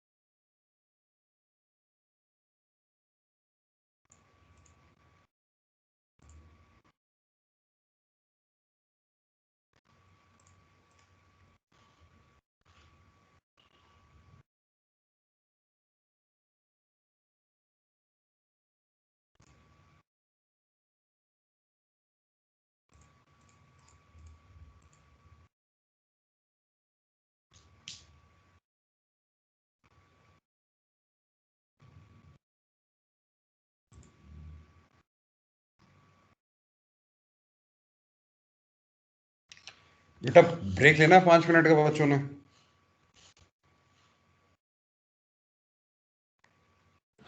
Yes sir. दे दे। अभी बेटा अभी कैसे जबान तुम लोग की निकल रही है ब्रेक के चक्कर में, हाँ? 38 बच्चा बैठा पढ़ाया हुआ है, सर, कोई मसला नहीं है। 37 बच्चा बैठा हुआ है, सिर्फ 2 से 3 बच्चों की आवाजें आ रही हैं, सिर्फ 3 से 2 बच्चों की, बाकी किसी की आवाज नहीं आ रही। समझ आ रहा है, नहीं आ रहा, क्या जा रहा है? पेपर बेटा मुश्किल बने कहना नहीं फिर कुछ बेटा, पहले कह रहा हूँ, ठीक है ना। पेपर जब मुश्किल आएगा तो कोई सवाल उस तरह ना पूछे जिस तरह पूछ रहे होते हैं बच्चे। 63 सर पेपर तो ऑनलाइन होगा ना? किसने कहा बेटा, किसने कहा? ये नेट पे ना जाओ, तुम्हारा नोटिफिकेशन निकला हुआ, टेंशन ना लो, यूनिवर्सिटी में बैठ के पेपर दोगे। जितने एचएससी के नोटिफिकेशन आ रहे हैं ना जाली जाली, टेंशन ना लो बेटा। ऐसे दुनिया टेस्ट से मिस हो जाए, आपके ऑनलाइन नहीं हो रहे। देखो हमारे पास सर कैपेसिटी हम लोग देखी सुन जाती रहे है। हैं, सर दाऊद की सो अलग रहे नहीं सरकार है। है, किसी को ये समझ ही नहीं आती बच्चे इतने खुश होने बिला वजह में। वो बच्चे आए ना तुम्हारे मीडिया वाले भी बड़े मशहूर है ना, वो बच्चे दरअसल वो होते हैं ना, मतलब वो जब बच्चा अपने आप को जब समझना शुरू कर दे ना कि मैं अब्बू बन गया हूँ, तो वो ऐसे ऐसे जो ना वो बयानात और ऐसे चीजें आ जाती है। एक यूनिवर्सिटी ने डिसीजन ले लिया आप लोग के पेपर होने हैं, बेटा पेपर दो, तैयारी करो, क्या इधर उधर फजूलियात में लगे हो। नहीं ये होगा सर, इधर से नोटिफिकेशन आ गए, वो इतने नोटिफिकेशन अभी चल रहे थे आप लोग के कि नहीं सर अभी ये पेपर कंडक्ट ऑनलाइन होंगे। किसने कहा ऑनलाइन होंगे भाई? सेमी ऑटोनॉमस एक आपकी यूनिवर्सिटी है, उसके अपने फैसले हैं, उसको रेकमेंड कर सकती है एचएससी के आपने इस तरह चलना है, हमारा हुक्म है। वो बोलेगा मैं सेमी ऑटोनॉमस है, हम अपने तरीके से चलेंगे। तो एट दैट पर्टिकुलर इंस्टेंट आप कुछ नहीं कर सकते। वो बच्चों को मैं देख रहा हूँ, बच्चे माशाल्लाह कुछ ज्यादा ही चीजें लिख देते हैं ना, मतलब नेट पे तो माशाल्लाह इतना कुछ लिख दिया जाता है। कैसे लगता है बच्चे ही मुझे ना, मतलब यही सरकारी मुलाजिम है, हम बाकी स्टूडेंट खुद पढ़ रहे हैं यहाँ पे। ऐसा लग रहा होता है बाजू का।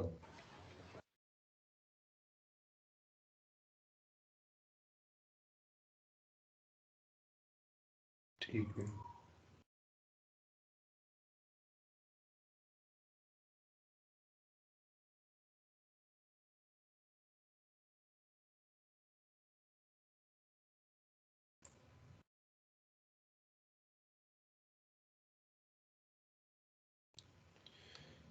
सिक्स जीरो बैठा।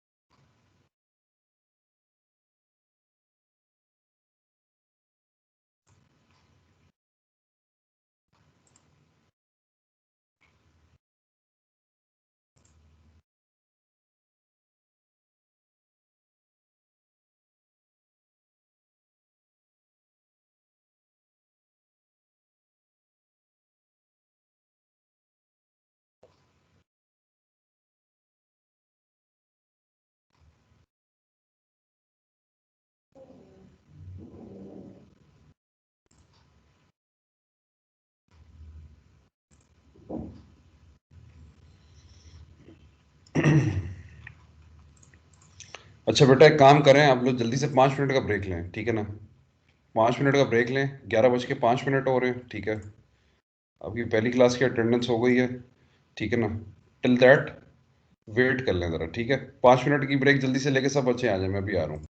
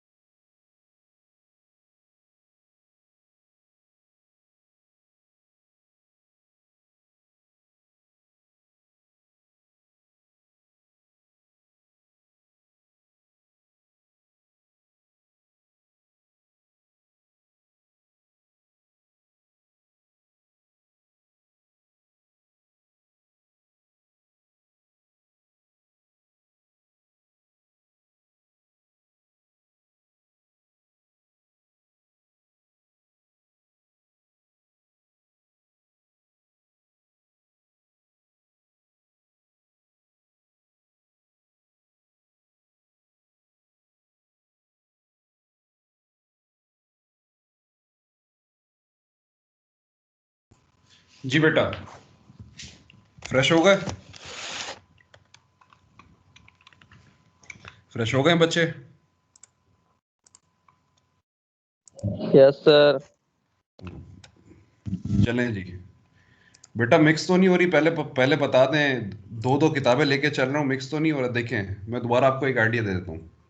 हमने इंट्रोडक्शन स्टार्ट किया, हमने ऑब्जेक्टिव्स देखे, हमने प्रोसेस डिस्क्रिप्शन जनरलाइज देखा, हमने रिएक्शंस देखे, हमने उनकी थर्मोडायनामिक्स देखी, हमने कैटलिस्ट के बारे में पढ़ा, ठीक है, हमने कैटलिस्ट की ओरिएंटेशंस के बारे में पढ़ा, ठीक है, उसके अलावा हमने टेम्परेचर प्रेशर्स का जिक्र देखा, हमने कुछ कंडीशंस का जिक्र देखा, उसके बाद हमने क्या देख लिया कि हमारे पास हाइड्रोजन कंजम्पशन कितनी रिक्वायर्ड है, ओरिएंटेशन कैटलिस्ट की कितनी रिक्वायर्ड है, वो भी हमने देख ली, ठीक है।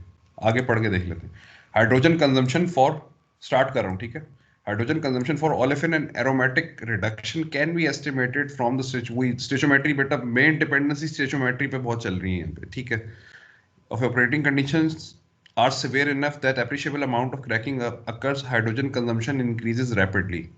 It is important to note that actual hydrogen makeup requirements are from 2 to 10 times of the amount of stoichiometric hydrogen required.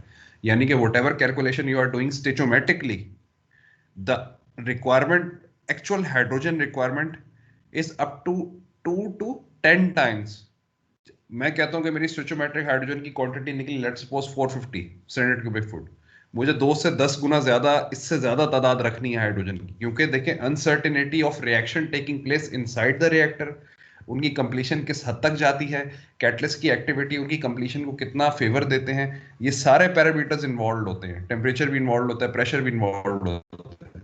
जैसा कि मैंने ऊपर आपको ग्राफ दिखाया था, ग्राफ में आपके सामने क्या चीज नजर आ रही है कि प्रेशर डिपेंडेंसी से मेरी क्या बढ़ रही है, एरोमेटिक की हाइड्रोजनेशन बढ़ती जा रही है। मैं इतनी ज्यादा कर सकता हूं कि मैं कम से कम 10% तक बचा लूं, कुछ हिस्सा आपके पास बचा रहना चाहिए। एरोमेटिक कंप्लीटली आप रिमूव नहीं कर सकते, उसकी एक वजह है कि यही नेप्था आगे जाके आइसोमराइज होगा। जब आइसोमराइज होगा तो आपके पास आइसोमराइज क्या होते हैं, सेम केमिकल फॉर्मूला वाले आपके पास डिफरेंट, मतलब सेम स्ट्रक्चरल फॉर्मूला के आइसोमर्स बन जाते हैं, डिफरेंट आपके पास आ जाते हैं, उनकी रॉन रेटिंग अच्छी है।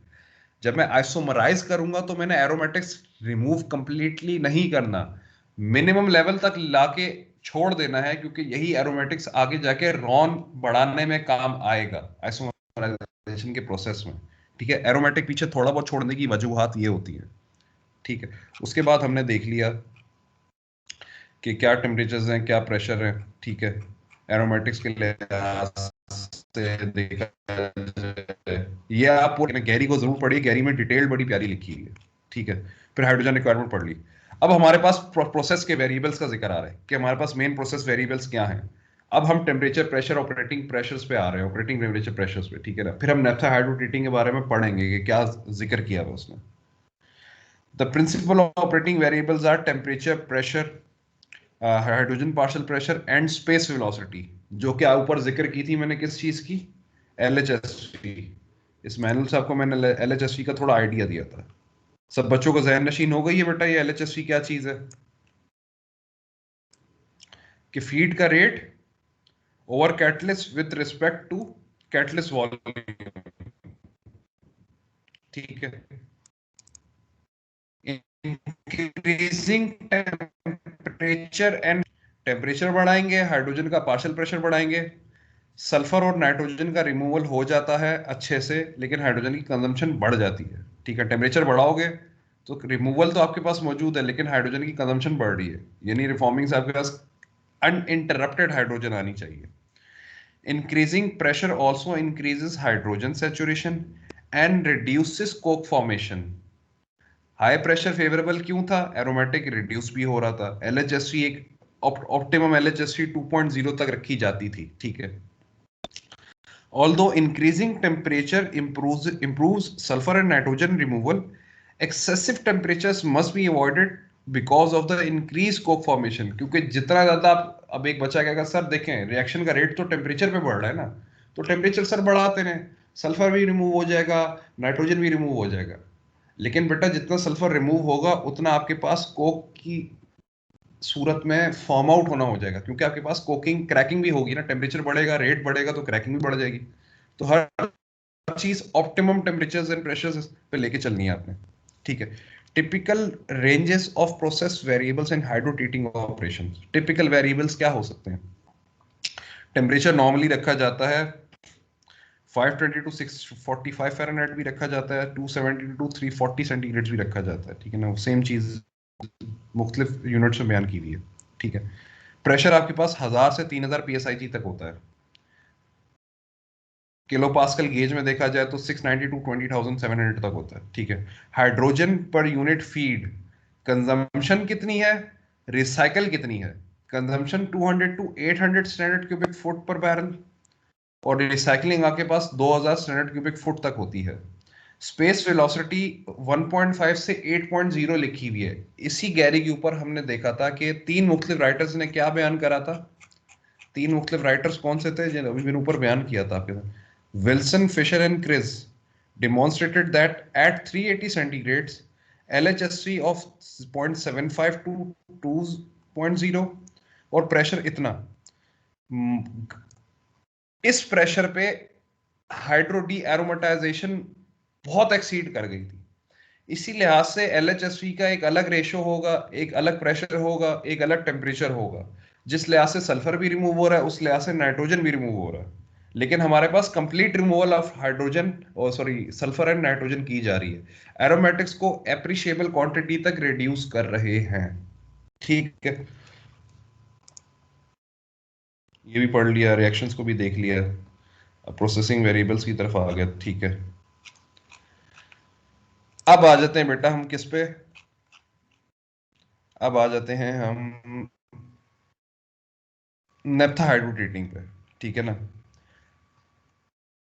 अभी फुल स्टॉप करके बेटा मुझे सब बच्चे ये बताएं कि बेसिक्स के लिहाज से हाइड्रोट्रीटिंग के अंदर आपको मोटी मोटी बातें समझ आ गई हैं। नेफ्था हाइड्रोट्रीटिंग अब शुरू कर रहे हैं, उससे पहले अभी तक हमारा इंट्रो चल रहा था, ठीक है ना, कि हाइड्रोट्रीटिंग होती क्या है, रिएक्शन क्या होते हैं, कैटलिस्ट क्या होता है, टेम्परेचर क्या होते हैं, प्रेशर क्या होता है, LHSG क्या होता है, ये सब चीज़ हमने डिस्कस कर ली है, ठीक है। यहाँ तक सब बच्चों को पार्शली भी कॉन्सेप्ट क्लियर है चीज़ों का? पार्शियल कॉन्सेप्ट्स भी क्लियर हो रहे हैं बेटा आप लोग के? जी सर, यहाँ तक तो समझ में आ गया है सर। और बच्चे बेटा, और दूसरे बच्चे मोटी मोटी बातें समझ आ गई। अहमद, रेहाम, इस्माइल, हारून, हसीब, चांडियो, क्या हिसाब किताब है? समझ आ रहा है बेटा? बेहतर है। यस सर, थोड़ा थोड़ा। रेहाम, क्या सूरत हाल है? जी सर, समझ में आ रहा है। गुड है, गुड है। अच्छा जी, नेफ्था हाइड्रोट्रीटिंग की तरफ आ जाते हैं। is usually used to remove impurities that are hydrotreated naphtha can be reduced through the catalytic reformer, ठीक है। अच्छा, यहाँ पे फुल रेंज नेफ्था, ये यहाँ पे फुल रेंज नेफ्था, ठीक है ना, स्प्लिट नहीं करा अभी, अभी लाइट और हैवी मिक्स है, ठीक है ना, ओवरऑल दोनों को मिक्स करके चल रहे हैं। The expensive platinum-based catalyst used in reformer is sensitive to poisoning by such impurities. A schematic flow diagram for naphtha hydrotreating process is shown. The naphtha reformer consists of hydrotreating of a feed reactor, high and low pressure separators, recycle compressors, and treated naphtha fractionator. The hydrogen sulfide scrubber might be placed between the high and low pressure separators.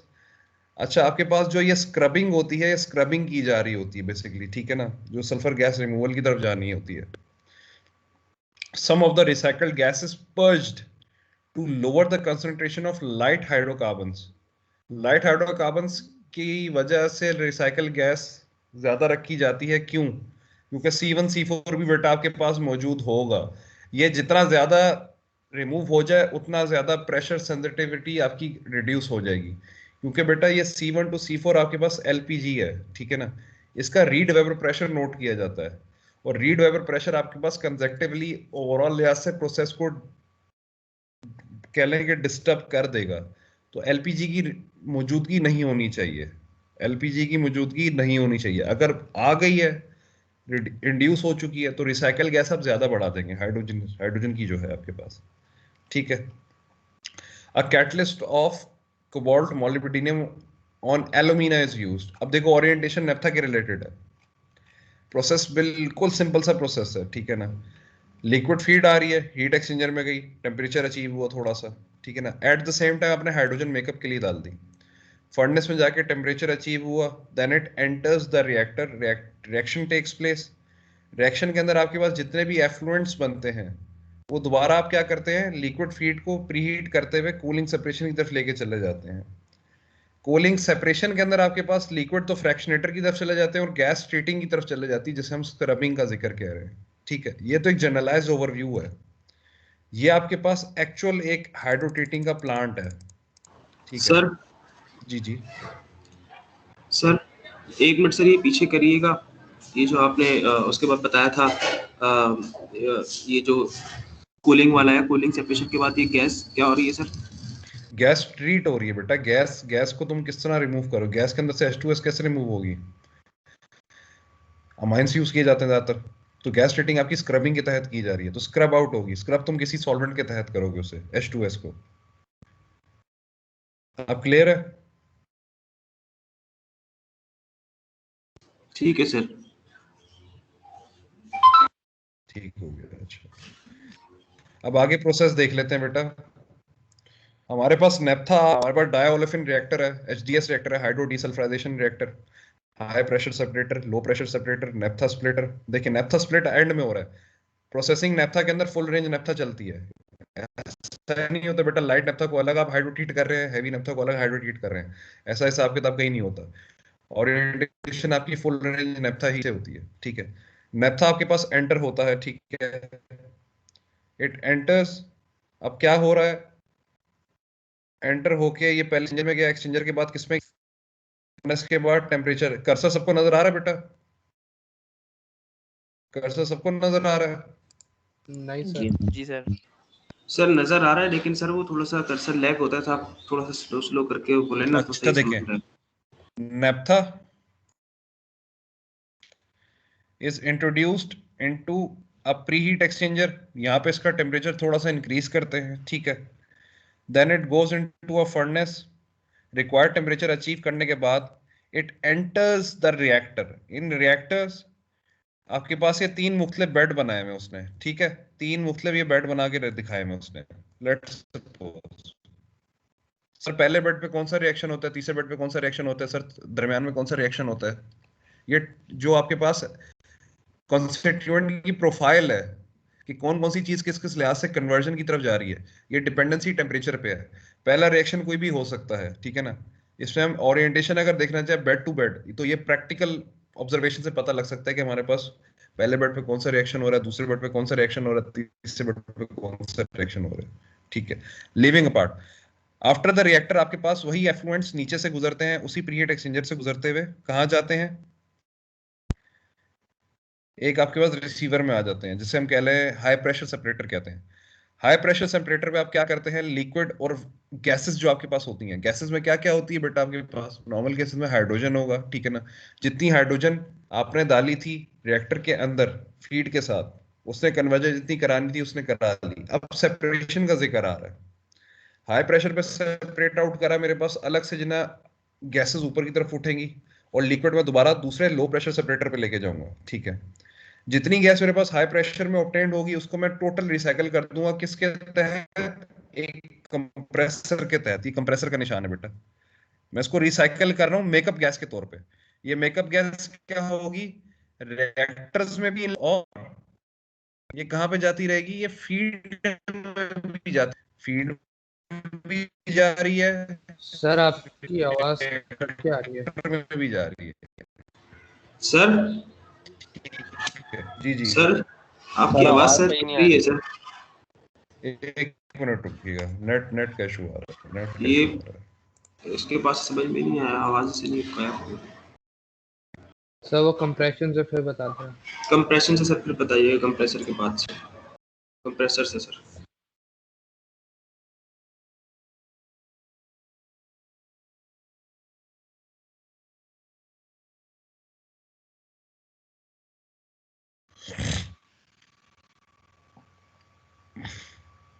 जी बेटा, आवाज सही आ रही है? जी sir अब सही है। अच्छा, मैं ये कह रहा था कि आपके पास देखें, इस वाली डायग्राम में आपके पास हाइड्रोजन डायरेक्टली इंसर्ट किया जा रहा है रिएक्टर के अंदर, लेकिन हमने ऊपर वाली डायग्राम में देखा था मेकअप हाइड्रोजन हमारे पास लिक्विड फीड के साथ मिक्स होके जा रहा था। देखिए, नॉर्मल केसेस में हमारे पास मिक्स करके डाला जाता है, ठीक है, मिक्स करके डाला जाता है। कुछ ओरिएंटेशन हमारे पास ऐसी होती है कि हम उसको डायरेक्टली रिएक्टर के अंदर भी इंट्रोड्यूस करा देते हैं, ठीक है, रिएक्टर के अंदर भी इंट्रोड्यूस करा देते हैं क्योंकि हमारे पास यहाँ पे टेम्परेचर ऑलरेडी अवेलेबल होता है, ठीक है ना, तो वो विग्रस कह लो एक्टिवेशन ऑलरेडी मौजूद होती है। अच्छा, लो प्रेशर सेपरेटर के बाद आपके पास जब ऑटोमेटिकली मेजॉरिटी जो चंक है आपके पास हाइड्रोजन का, वो तो आपने रिसाइकिल कर दिया, वो हो भी गया, लेकिन स्टिल कुछ गैसेस मौजूद हैं। उस गैसेस को आप क्या करेंगे? एक आपके पास ऑप्शन जा रहा है पर्ज का, यानी कि मेन हाई प्रेशर सेपरेटर के अंदर से आपके पास किसका जा रहा है कि a part of the gases is being recycled back via compressor. और इस वेसल को मैंने अंडर सर्टेन रेटिंग रखने के लिए कुछ मैंने पर्जिंग भी स्टार्ट कर दी कि यार मैं सेट पॉइंट अचीव कर दूं, ऐसा ना हो कि मैं बहुत ज्यादा प्रेशर रिलीज कर दूं। अगर बहुत ज्यादा प्रेशर नहीं हुआ, कम हुआ है और डीप्रेशराइज करना है सिस्टम को, तो मैं थोड़ा पर्जिंग के लिए इस्तेमाल कर देता हूँ, ठीक है। यहीं से आपके पास और वाटर भी निकल आएगा। लो प्रेशर सेपरेटर के बाद फिर आपके पास स्प्लिटर की तरफ चला जाता है कि लाइट और हैवी में स्प्लिट होना है इसमें, ठीक है। वो बहुत इजीली सिंपल डिस्टिलेशन से हो जाता है, ठीक है। ये एक सिंपल नेप्था हाइड्रोटेटिंग प्रोसेस है जिसके अंदर वो रिएक्शंस जो हमने सारे जिक्र किए थे वो सबका जिक्र हुआ है, ठीक है। किस लिहाज से किस तरह चल रहा है, क्यों हो रहा है, किस तरह जा रहा है, ठीक है। और इसके अंदर कुछ बेटा आपके पास रिएक्शंस का जिक्र है। रिएक्शंस कहाँ गए? हाँ, आपके पास बेटा ये देख लीजिएगा, एलएचएसवी कैलकुलेट करने का और कैटलिस्ट वॉल्यूम कैलकुलेट करने का तरीकेकार गिवन है, ठीक है। बेटा ये जो इक्वेशंस लिखी हुई हैं, काइनेटिक इक्वेशंस लिखी हुई है, ये समझ आ रही है आप लोगों को? ऐसा तो नहीं है कि आप लोग भूल रहे हैं चीजों को? काइनेटिक इक्वेशंस याद है, सीआरई के कॉन्सेप्ट्स याद है बेटा आप लोगों को? सर इक्विलिब्रियम कॉन्सेप्ट तो याद है सर, ये इक्वेशन अभी तक इक्वेशन जो देखी नहीं बनाते है थे, सर। जी सर, कॉन्सेप्ट तो याद है। ये बहुत सिंपल इक्वेशंस हैं, ये बहुत सिंपल इक्वेशंस हैं, इसको देख लीजिएगा, एग्जांपल 7.1 एंड एग्जांपल 7.2, इसको करिएगा जरूर, ठीक है। हम एक और चीज देख लेते हैं, अल्लाह भला करे आपका।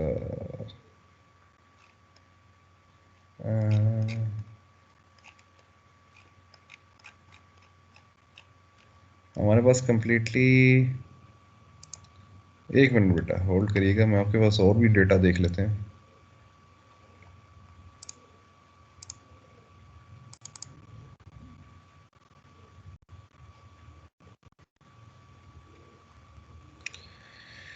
या अल्लाह मदद।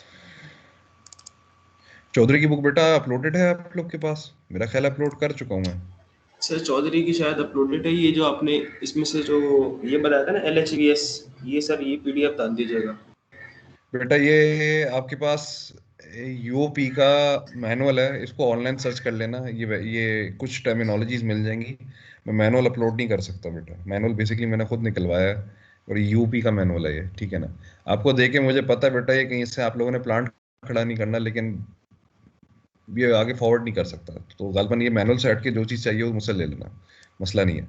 मैं आपको इस वर्ष पूरा मैनुअल पढ़ाऊंगा, ऐसा नहीं है कि पढ़ाऊंगा नहीं, आपको सारी चीज़ें का आइडिया दूंगा कि किस किस लिहाज से कौन कौन सी चीज़ें किस तरह की जा सकती हैं, कैसे हो रहा है, क्या चक्कर है, क्या नहीं है, ठीक है। वो बेफिक्र रहे हैं। सर लेकिन पूरा अपलोड नहीं करे सर, सिर्फ ये करके जिसमें से आपने ये पढ़ाया है, तो क्या कह रहे हैं?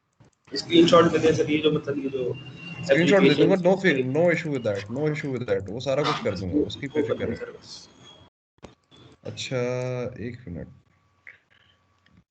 लेट्स, चौधरी की बुक में आपके पास हाइड्रो ट्रीटर है या नहीं है? हाँ जी, आ गया। एक सेकंड रुकिएगा।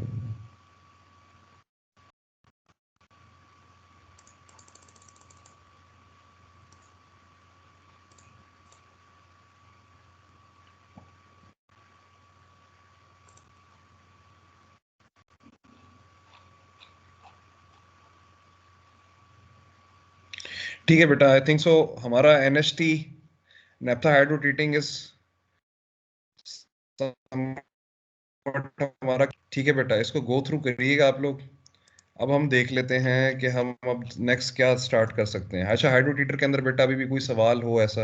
अच्छा, इसके जरा नीचे देख लेते हैं, नीचे आ जाए, बल्कि नीचे आ जाए, जब कर रहे हैं तो सभी कर लेते हैं, ठीक है। आपके पास मिडल डिस्टिलेट्स की भी हाइड्रोट्रीटिंग का जिक्र किया जाता है। मिडल डिस्टिलेट्स का बेटा जब भी जिक्र आए तो जहन में रखना तीन चीजों का, कैरो, जेट और diesel. Kero, jet fuel, diesel, इनको हम मिडल डिस्टिलेट कहते हैं। कैरोसिन बेसिकली जेट फ्यूल ही होता है, ये तो मैंने बताया ना बेटा आप लोगों को, कैरोसिन बेसिकली जेट फ्यूल ही कहलाती है। जेट फ्यूल के अंदर कुछ एडिटिव्स डल जाते हैं जिससे ये इसकी शक्ल कैरोसिन से थोड़ी मुख्तलिफ हो जाती है, लेकिन बेस सारा कैरोसिन होता है, ठीक है। आपके पास कैरोसिन का हाइड्रोट्रीटिंग यूनिट भी गिवन है, उसकी फीड और प्रोडक्ट प्रॉपर्टीज का भी जिक्र आ रहा है। अब आपके पास हो क्या रहा है, सिर्फ आप इस ग्राफ को देखें, टेबल को देखें। आपके पास फीड का सारा डेटा गिवन है, एपीआई गिवन है, डेंसिटी गिवन है, एरोमेटिक कंटेंट भी आपको गिवन है, ठीक है।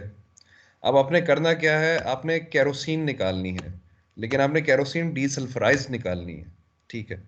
इनिशियल देखें, सल्फर कितना था, 4500 ppm केरोसिन के अंदर। अच्छा, विद रिस्पेक्ट टू रेफरेंस जो कि मेंशन्ड है यहाँ पे, प्रकाश किताब, जो प्रकाश की किताब है 2003 की, केरोसिन हाइड्रो ट्रीट किया जाता है, दुनिया करती है, पाकिस्तान में नहीं होता। पाकिस्तान में, दोबारा बता रहा हूँ बेटा, आपके पास मिरोक्स होती है, हमारे पास मिरकैप्टन ज्यादा मौजूद होता है तो हम उसको मिरोक्सिस की तरफ लेके चले जाते हैं, हमारे पास हाइड्रो ट्रीटिंग नहीं होती। लेकिन यहाँ पे हो रही है तो हम इसको एक दफा नजर मार लेते हैं कि सल्फर मेरे पास कितना था, 4500, रैग कितना गया, 3.6, ठीक है। आपके पास और क्या क्या प्रॉपर्टीज आ रही हैं, कैनेमेटिक विस्कोसिटी आ गई, केरोसिन की यील्ड देख लें कितनी आ रही है, केरोसिन की फीड इतनी थी, हाइड्रोजन इतना डाला, टोटल फीड इतनी थी, प्रोडक्ट में क्या निकल रहा है, gas, acid gas, naphtha, ATK, aviation turbine, kerosene. ATK basically aviation turbine kerosene कहलाती है, ठीक है। उसके नीचे बेटा उसी का प्लांट एक गिवन दे दिया, डीजल फ्यूल की हाइड्रोट्रीटिंग का, ठीक है। एटमॉस्फेरिक रेजिड्यू को भी करते हो आप, एटमॉस्फेरिक रेसिड्यू को भी हाइड्रो ट्रीट करते हैं, लेकिन when we are talking about refining the bottom of the barrel, ये हमारे पास गोरा ज्यादा अच्छे तरीके से करता है, हम उतने अच्छे तरीके से नहीं करते, हमारे पास डाउनस्ट्रीम प्रोसेसेस इतनी ज्यादा इवॉल्व नहीं है पाकिस्तान में, ठीक है। हमारे पास भी देखें बेटा, फ्लूट कैटालिटिक क्रैकर भी वन ऑफ इट्स काइंड पहला इंस्टॉल कर रहा है पाइको, उसके अलावा हमारे पास नहीं लगे हुए, डिलेड कोकर्स नहीं लगे हुए, कंटिन्यूस कैटलिस्ट रीजनरेटर्स हमारे पास नहीं लगे हुए, तो हमारी प्रोसेस ऑटोमेटिकली कह लें इंटीग्रेटेड नहीं कह सकते हम, हमारी बहुत नपी तुली चीज़ है, ठीक है। इसको भी गो थ्रू कर लीजिएगा, एटमॉस्फेरिक रेजिड्यू को भी देख लीजिएगा, केरोसिन को भी देख लीजिएगा, ठीक है बेटा। सब बच्चे सही हैं यहाँ पे? अच्छा, मेकअप हाइड्रोजन की कुछ रिक्वायरमेंट्स का जिक्र आ रहा है, ठीक है ना, ये देख लें क्या कहते हैं, ये एक दफा पढ़ लेते हैं बेटा, ये आगे सब चीजों में काम आ जाएगी, ये जितनी ये जिक्र कर रहा हूँ ना मेकअप हाइड्रोजन का, अब इसकी कैलकुलेशन भी उसने थोड़ी सी आपको बयान करके दिखा, तो बड़ी अच्छी तरीके से बयान की हुई है, इसको देख लेंगे या इसको डिस्कस कर लें बेटा एवरीवन? करंट अफेयर डिस्कस कर ले एक दफा और डिस्कस कर ले बेटा। जी सर कर लें। जी सर। गुड हो गया। अच्छा जी, a certain hydrogen partial pressure should be maintained in the reactions by recycling unreacted hydrogen and adding a makeup hydrogen. Recycle भी कर रहे हो, makeup भी कर रहे हो, ठीक है ना। To compensate for the amount consumed, the makeup hydrogen can be calculated by the following expression. Makeup hydrogen should hydrogen in feed minus hydrogen consumed for chemical requirement minus hydrogen purged, purging के लिए इस्तेमाल कर लिया आपने, minus the amount of hydrogen dissolved in the product, ठीक है। आप classification hydrogen की रिक्वायरमेंट की कितनी चीजों में होती है, एक तो केमिकल रिक्वायरमेंट आ गई जैसा कि ऊपर बयान किया जा रहा है, ये अमाउंट कौन सी है? ये हाइड्रोजन की वो अमाउंट है जो कि रिमूव करती है इम्प्योरिटीज, कौन सी? Sulphur, oxygen, nitrogen, olefins, organometallic compounds, ठीक है ना, स्टोइचियोमेट्री के लिहाज से रिएक्शन की जो बोलते हैं, सर आवाज आपकी ज्यादातर बीच में तरीकेकार कट रही है सर। मैं कह रहा हूँ केमिकल रिक्वायरमेंट का जो जिक्र आ रहा है, केमिकल रिक्वायरमेंट के अंदर हमारे पास जो अमाउंट ऑफ हाइड्रोजन का जिक्र है वो कितनी को दरकार है हमें सल्फर के रिमूवल के लिए, ऑक्सीजन के रिमूवल के लिए, नाइट्रोजन के रिमूवल के लिए, ओलेफिन्स के लिए और गैनोमेटालिक कंपाउंड्स के लिए। ठीक है ना, ये डिपेंडेंट किस लिहाज से थी, स्टोइचियोमेट्रिक रेशो के लिहाज से, लेकिन हमने उस रेशो का भी 2 से 10% ज्यादा रखते थे। ऐसा ही था बेटा, उस रेशो का 2 से 10% ज्यादा रखते थे। ठीक है जी सर, वो रिसाइकिल करने के लिए ना। Exactly. Hydrogen loss due dissolution of hydrogen in the hydrocarbons, sir यानी कि आपकी हाइड्रोजन आवाज कुछ कट मेरा रही है कंज्यूम तो। हो गया। बेटा नेट कभी चलता है कभी नहीं चलता, जब नहीं चलता तो थोड़ा सा वेट कर लो, नेट सही हो जाएगा। सर वो कट कट के आ रही है, समझ में अभी नहीं नेट आती सही सर हो गया, आधी ठीक है बात। ना, वो कभी कभी लो। हाँ मैं समझ गया मेरी जान, मैं कर लिया टिकट लिया था, हो जाता है इशू नहीं, वो हो रहा है, मेरे पास भी हो रही है, काफी इशू आ रहा है नेट का। 1 मिनट रुकिएगा।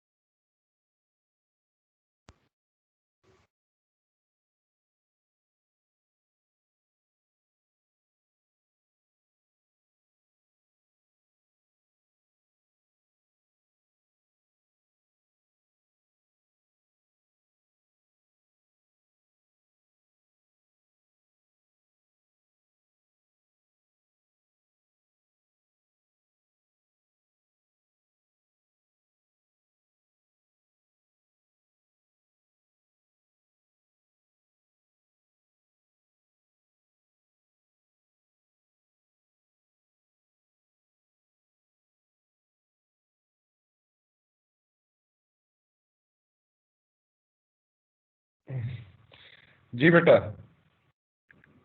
आवाज आ रही है बेटा अब आप लोगों को? अच्छा जी सर। अब आ रही है सही? चले जी।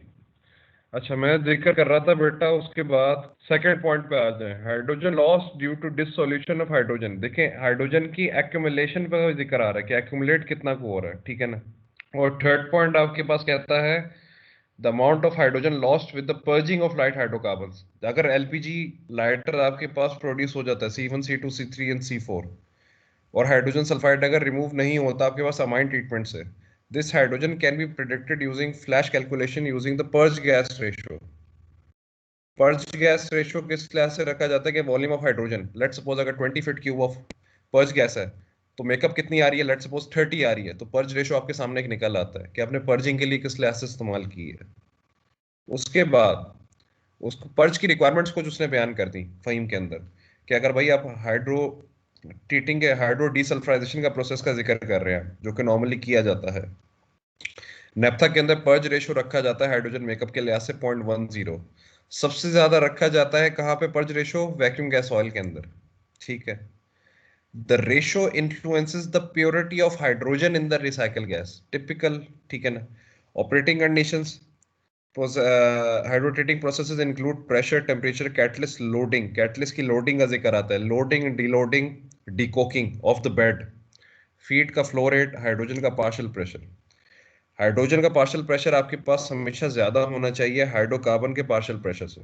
वजह, हाई प्रेशर और हाई हाइड्रोजन का फ्लो रेट हमें ये इंश्योर करता है कि अगर जब भी हम हाइड्रोजन के पार्शियल प्रेशर को इंक्रीज करें, हमारे पास सल्फर का रिमूवल और नाइट्रोजन का रिमूवल बहुत अच्छे से होता है। और दूसरी चीज, आपके पास कोक फॉर्मेशन बहुत इरेडिकेट हो जाती है। कोक फॉर्मेशन उतनी नहीं होती जितनी होनी चाहिए, ठीक है। हाई टेम्परेचर्स, वही दोबारा जिक्र कर रहे हैं, ज्यादा टेम्परेचर इंक्रीज करेंगे रिएक्शन का रेट को, लेकिन काइनेटिक्स भी इंप्रूव होती रहेगी। लेकिन मैंने टेम्परेचर इतना इंप्रूव नहीं करना कि क्रैकिंग इंड्यूस हो जाए, कोक फॉर्मेशन हो जाए। उसके बाद उसने एक और जिक्र जो कि ऊपर किया जा चुका है, the space velocity is the reverse of reactor residence time. जितनी ज्यादा स्पेस वेलोसिटी बढ़ाओगे उतना रिएक्शन रिएक्शन टाइम आपको क्या देना पड़ेगा, ज्यादा देना पड़ेगा। लेकिन आप दे नहीं सकोगे क्योंकि वेलोसिटी तेज है। वेलोसिटी इतनी माइन्यूट होनी चाहिए, इतनी मिनिमम होनी चाहिए कि जहां पे आपके पास जो LHSV का रेशो हमने पढ़ा है विद रिस्पेक्ट टू डेफिनेशन जो उसकी है वो कंप्लीटली हो। ये इधर क्या कहता है, the space velocity is the reverse of reactor residence time. Residence time बढ़ाओगे तो वेलोसिटी कम हो जाएगी, वेलोसिटी बढ़ाओगे तो रेजिडेंस टाइम कम हो जाएगा, ठीक है। High space velocity results in low conversion, low hydrogen consumption and low Coke formation, ठीक है। अब इसके कुछ कोरिलेशंस का जिक्र आ रहा है, ठीक है ना। हाइड्रोट्रीटिंग के कुछ कोरिलेशंस हैं। नेप्था और गैस ऑयल हाइड्रोट्रीटिंग के लिए हमारे पास standard cubic foot per barrel of feed के लिहाज से जो रिमूव आपको रिक्वायर्ड होती है हाइड्रोजन, वो डिपेंडेंट है सल्फर रिमूवल पे। सल्फर आपके पास वेट परसेंट कितना मौजूद है, जो भी आपके पास फीड होगी बेटा उसका एक वेट परसेंट हमेशा मौजूद होता है आपके पास। यहां से आपके पास बेसिक रिक्वायरमेंट आपकी आ जाती है। देन आफ्टरवर्ड्स क्या कह रहा है, increase in API gravity of a product is calculated as, अगर एपीआई ग्रेविटी इंक्रीज कर रही है, ठीक है ना, तो हम ये देख सकते हैं अगर प्रोडक्ट का देखना है तो हम फीड की एपीआई डालेंगे, ठीक है ना। फीड की देखना है तो प्रोडक्ट की एपीआई डाल देंगे, simple is that. Volume of paraffins कितना है, केएफ कैरेक्टराइजेशन फैक्टर है वाटसन, ये आपको गिवन होगा 11.2 11.3। नॉर्मल केसेस में पैराफिनिक रूट्स के लिए 11 12 के दरमियान होता है, ठीक है। अब यहाँ से टोटल पैराफिनिक कंटेंट कितना है ये पता कर सकते हैं, नेपथीन कंटेंट कितना है, एरोमेटिक कंटेंट कितना है। अगर आपको एरोमेटिक्स का पता चल जाएगा तो आपको ये भी आइडिया हो जाएगा कि मैंने हाइड्रोजन कितनी को जाया करनी है, कितनी को जाया नहीं करनी, ठीक है। देन आपके पास उसी का एक रिलेशन गिवन है कि किस तरीके से न्यूमेरिकल सॉल्व हो रहा है। इस न्यूमेरिकल को भी देख लीजिएगा बेटा, ये जितने भी न्यूमेरिकल्स हैं मिडिल डिस्टिलेट की हाइड्रोटेटिंग तक इस चैप्टर के अंदर जितने भी हैं, ठीक है ना, again again I am telling you, जितने भी हैं वो सब देखने हैं आपने, ठीक है बेटा। अंडरस्टूड है, हाइड्रोटेटिंग का चैप्टर क्लोज कर दें। अगर कोई मसला होगा तो फिर पूछेंगे आपसे। हाँ हाँ पूछिएगा, जरूर पूछिएगा, no issue with that, no issue. ठीक है बेटा, सब बच्चों के सारे हिसाब किताब क्लियर है। बच्चियों में बेटा सबको समझ आ गया, जितनी बच्ची ऑनलाइन है क्लियर है, कॉन्सेप्ट क्लियर है, क्लियर नहीं है थोड़ा बहुत जहन नशीन हुई है चीजें, बताना पसंद करेंगी बच्चियां भी। Yes sir. सर गुड है, ठीक है बच्चा, सही हो गया, गुड है गुड है। चलो अटेंडेंस दे दे बेटा। और बेटा दूसरी चीज, कुछ बच्चों के मैसेज आए हुए थे कि हमारे पास रिकॉर्डिंग नहीं आ रही। बेटा मैं दोबारा बता देता हूँ कि गालबन आपके दाऊद के सर्वर में शायद अपडेट कर ली MS टीम्स को, आपके पास ऑलरेडी अवेलेबल हैं। फाइल सेक्शन में चले जाना, रिकॉर्डिंग का फोल्डर बना होगा, रिकॉर्डिंग के फोल्डर के अंदर गिवन होगी रिकॉर्डिंग, ठीक है ना। वो डाउनलोड हो नहीं रही है मुझसे, वरना मैं आपको डाउनलोड करके अलग से पेश कर दूं। जिन बच्चों को अपडेट नहीं है MS टीम उसको अपडेट कर लें, क्योंकि ये डाउनलोड का ऑप्शन अब नहीं दे रहा बेटा, टू बी फ्रैंक, ठीक है ना। डाउनलोड का ऑप्शन अब नहीं आ रहा है, तो इस चीज़ को ज़रा देखते रहिएगा कि कहाँ से अवेलेबल हो सकती है, कहाँ से अवेलेबल नहीं है, ठीक है। अच्छा जी, सारे बच्चे ऑनलाइन रहिएगा बेटा, मैं अटेंडेंस लगा रहा हूँ। अच्छा 1 2 3 4, ठीक है, 7 9, ठीक है, फिर 12 15 17 20, ठीक है, 21 29,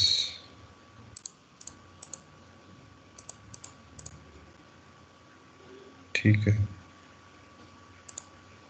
31 है 32 है, तो जो सर 27 क्या लगा दीजिए तो, क्योंकि वो उसका नेट का इशू है, कोई मैसेज आया। हाँ हाँ ठीक है, मैसेज आ गया, मुझे भी आ गया। ठीक है 33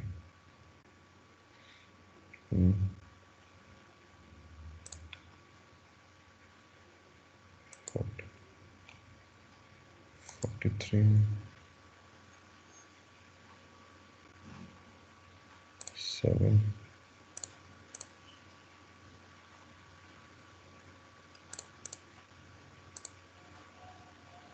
ठीक है।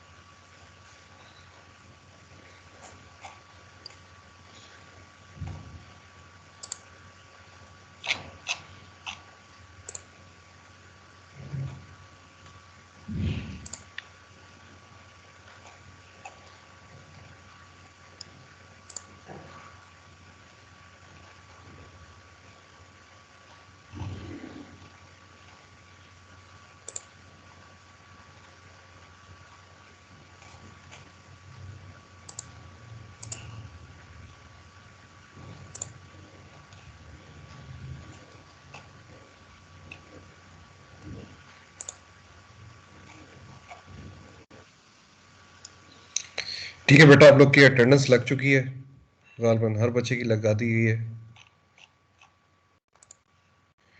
अच्छा बेटा, हाइड्रोटेटिंग के अंदर अगर स्टिल कोई अगर इशू हो आपको तो मुझे बताइएगा ज़रूर, ठीक है। इसमें कोई भी अगर ऐसी कमी पेशी आप लोग के जहन ना सर इस समझ आ रही वीकेंड हो, पर पढ़ूंगा सर, फिर आपसे पूछूंगा इसके बारे में। हाँ ज़रूर ज़रूर ज़रूर, सबके लिए है बेटा। लड़कियों के सवालात आते नहीं है तो मैं गालबन ये समझ सकता हूँ कि लड़कियों को समझ आ रहा है। जी जी जी 71 जी। सर ये 03 की लाइट नहीं है, उसका मैसेज आया था। किसका?